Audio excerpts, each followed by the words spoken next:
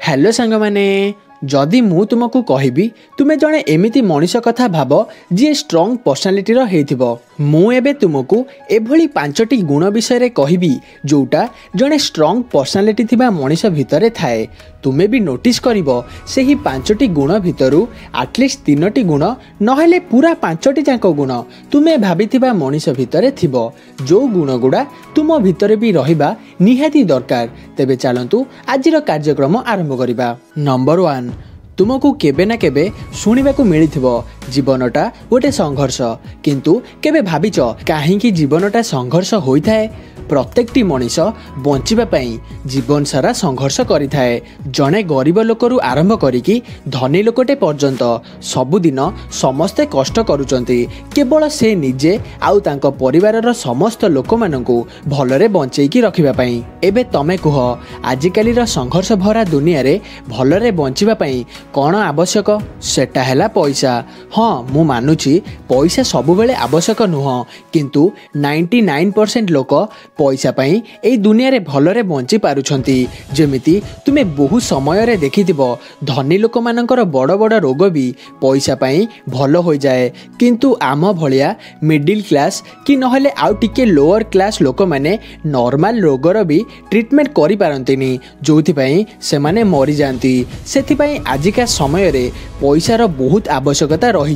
आउ जो माने कहती जीवन रे पैसाटा इम्पोर्टेंट होई न थाए सेमानकु थरे कहिबो भाई गोटे मास बिना पैसा रे बंचिकी देखाओ तो। जीवन रे पैसाटा सबु किछि नुह किंतु आजिका समय रे पैसा नथिले खाली शांति रे बंची पारिबनी एमिति नुह ता सहित शांति रे मरि भी पारिबनी। सेथि पई सबु बेकार धंदारो मुंड बाहर करिकी पैसा इनकम करबा को चेष्टा कर जोटा जने स्ट्रंग पर्सनालिटी थिबा मनीष ऑलरेडी करि सारि थाए। नंबर 2 केबे नोटिस करिच जने धनी लोक ठारू भी अधिक पावरफुल जगार जने पॉलिटिशियन थांती कहीं ना सेमानक पाखरे बहुत सारा लोकंकर सपोर्ट रही थाए तांको कनेक्शन दुनिया सारा सबु आडे रही थाए। नहले एमिति देखिथिबे जने लोक एमिति थिबो ता पाखरे बेसी पैसा नथिबो हेले तांको संपर्क बड़ बड़ नेता बड़ बड़ बिजनेसमैन को सांगरे थिबो नहेले एमिति देखिथिबे जेउ सांगर कथा सबु सांग माने मानुथिबे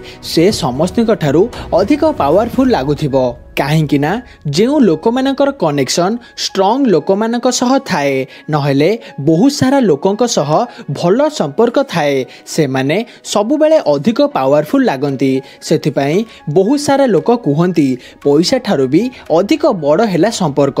तुमको कोउटा लागुची पैसा ना भल संपर्क? कमेंट करके जणाओ। नंबर 3 जो लोक मानकू भलरे कथा हेबा आसे से माने केवल तांको कथा द्वारा लोक मानकू इम्प्रेस करि दियंती केमिति लोकंकू मोटिवेट करिवे केमिति निजर ओपिनियन तांको आगरे रखिबे केमिति दरकार आसिले सामना बालकू ना कहिबे सेगुडा सबू तांको भल से जणा थाए। सेथि पई सेही लोक माने समस्तक सह भल संपर्क रखि पारंती जोथि पई से जने स्ट्रंग लीडर कि नहेले जने लाभवान बिजनेसमैन होई पारंती जिए सहज उपाय बेसी पैसा इनकम करि पारे। सेथि पई जने पावरफुल पर्सनालिटी थिबा मनीष भितरे चालाक रे कथा हेबा गुणटा रही थाए। नंबर 4 गोटे पिलाटे थिला तार छोट बेलरू स्वप्न थिला बड़ हेले से आर्मी ऑफिसर हेबो हेले दुर्भाग्यवशत तार हाइट बहुत कम रहिला आउ से बहुत पतला मध्य थिला हेले ता मेंटालिटी एते स्ट्रॉन्ग थिला बारंबार आर्मी सिलेक्शन रे फेल हेई कि मध्य से चेष्टा करि चालुथुला। एही इच्छा शक्ति को देखि गोटे थर सिलेक्शन रे एही पिलाटाकू निजको प्रमाण करिबा पई सिलेक्ट करा गला। सेठी जेतिकी भी पिला सिलेक्ट हेई कि थिले सेमानक भितरु केते जण प्रकृत रे मेंटली स्ट्रॉन्ग जानिबा पई सेठाकार कर्नल गोटे नकली बम को नेकी सेही पिला मानक मझी को फोपाड़ी देले आउ जोरे चिलेइले बम। यह शुणिकी सेठी जेतिकी भी पिला थिले जो मानकर फिटनेस भल थिला डेंगा चौड़ा मध्य थिले से माने निज जीवन बंचेबा पई दौड़ी पळेले हेले एही पतला पिलाटी सेही नकली बम ऊपर को डेई पड़िला କାହିଁକି ନା ସେ ଚାହୁଁଥିଲା ସେ ନିଜ ଜୀବନ ଦେଇକି ବାକି ସମସ୍ତଙ୍କୁ ବଞ୍ଚେଇ ପାରୁ। ତାର ଏହିପରି ଷ୍ଟ୍ରଙ୍ଗ ମେଣ୍ଟାଲିଟି, ସାହସ ଆଉ ଅନ୍ୟମାନଙ୍କୁ କେୟାର କରିବା ଗୁଣକୁ ଦେଖିକି ତାକୁ ଆର୍ମି ଅଫିସର କରିଦେଲେ। ଜଣେ ପାୱାରଫୁଲ ପର୍ସନାଲିଟି ଥିବା ଲୋକ ଭିତରେ ଷ୍ଟ୍ରଙ୍ଗ ମେଣ୍ଟାଲିଟି, ସାହସ ଆଉ ଅନ୍ୟମାନଙ୍କୁ କେୟାର କରିବା ଗୁଣଟା ରହିଥାଏ, ଯୋଉଥିପାଇଁ ସେମାନେ ସବୁବେଳେ ଲିଡର ହୋଇଥାନ୍ତି ଆଉ ସେମାନଙ୍କ କଥା ସମସ୍ତେ ମାନିଥାନ୍ତି। ନମ୍ବର 5, ବହୁତ ସାରା ଲୋକଙ୍କୁ ଧାର୍ମିକ ଲୋକମାନେ ଷ୍ଟ୍ରଙ୍ଗ ପର୍ସନାଲିଟିର ଲାଗନ୍ତି, କାହିଁକି ନା ଧାର୍ମିକ ଲୋକମାନଙ୍କ ଭିତରେ ଡିସିପ୍ଲିନ ରହିଥାଏ। ସେମାନେ ତାଙ୍କ ଜୀବନକୁ ଡିସିପ୍ଲିନ ସହିତ କାଟିଥାନ୍ତି, ଯୋଉଟା ଗୋଟେ ନର୍ମାଲ ଲୋକ କରିପାରେନି। ସେଥିପାଇଁ ବହୁତ ସାରା ଲୋକ ତାଙ୍କ କଥାକୁ ଅକ୍ଷରେ ଅକ୍ଷରେ ପାଳନ କରନ୍ତି। ଏହି ସବୁ ପଏଣ୍ଟ ମୁଁ ମୋ ମନରୁ କହିନି, ଅଲଗା ଅଲଗା ବହିରୁ ପଢ଼ିକି କହିଲି। ଖାଲି ଏହି ଭିଡ଼ିଓ ନୁହଁ, ଏହି ଚ୍ୟାନେଲର ପ୍ରତ୍ୟେକଟି ଭିଡ଼ିଓ ଜୀବନରେ ସଫଳତା ପାଇଥିବା ଲୋକମାନଙ୍କର ବହିରୁ ପଢ଼ିକି କହିଥାଏ। ଯଦି ମୋର ଏହି ଭିଡ଼ିଓଟି ତୁମକୁ ଭଲ ଲାଗିଛି ତ ଲାଇକ୍ କରିଦେବେ।